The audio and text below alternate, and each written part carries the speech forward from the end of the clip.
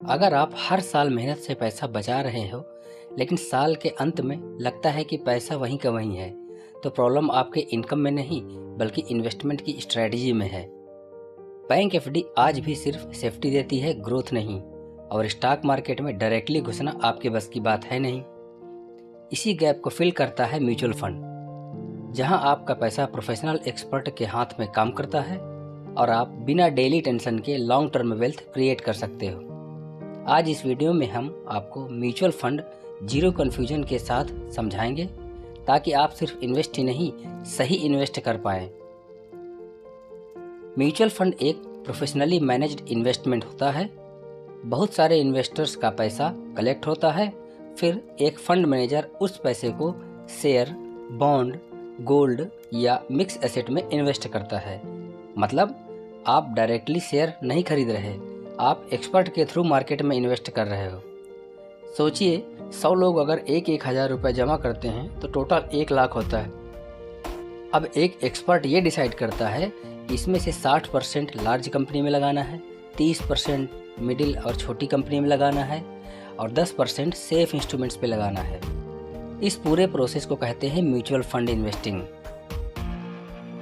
अब हम देखेंगे कि म्यूचुअल फंड और स्टॉक में क्या अंतर होता है। तो स्टॉक खरीदने का फैसला खुद आपका होता है, आप स्वयं अपनी मर्जी से स्टॉक खरीदते हैं, जबकि म्यूचुअल फंड में ये फैसला एक्सपर्ट करता है। स्टॉक के केस में ये हाई रिस्क होता है, क्योंकि स्टॉक कब नीचे चला जाए, कब कंपनी क्रैश हो जाए, ये किसी को नहीं पता। वहीं म्यूचुअल फंड में रिस्क कंट्रोल होता है, क्योंकि जो एक्सपर्ट बैठा है उसको मालूम है, उसने इसी की ही पढ़ाई की है और इसी की ही उसको सैलरी मिलती है। स्टॉक के लिए आपको टाइम चाहिए और साथ में नॉलेज गेन करना पड़ता है, जबकि म्यूचुअल फंड बिगिनर के लिए बेस्ट होता है। इसमें आपको सिर्फ नियमित अवधि में आपका पैसा जमा करना पड़ता है, बाकी सारा काम एक्सपर्ट का होता है। स्टॉक में आप डायरेक्ट ट्रेडिंग कर रहे होते हैं, जबकि म्यूचुअल फंड के थ्रू आप लॉन्ग टर्म वेल्थ जनरेशन करने की तरफ एक कदम बढ़ाते हैं। अगर आप फुल टाइम ट्रेडर नहीं हो तो म्यूचुअल फंड आपके लिए एक स्मार्ट चॉइस है। तो म्यूचुअल फंड वैसे तो बहुत तरह के होते हैं, लेकिन जो मेन इंपॉर्टेंट फंड है हम उनके बारे में आपको बता रहे हैं। पहला आता है equity mutual fund. Equity mutual fund वह म्यूचुअल फंड होता है जिसमें हाई रिस्क होता है लेकिन रिटर्न भी सबसे ज़्यादा मिलता है।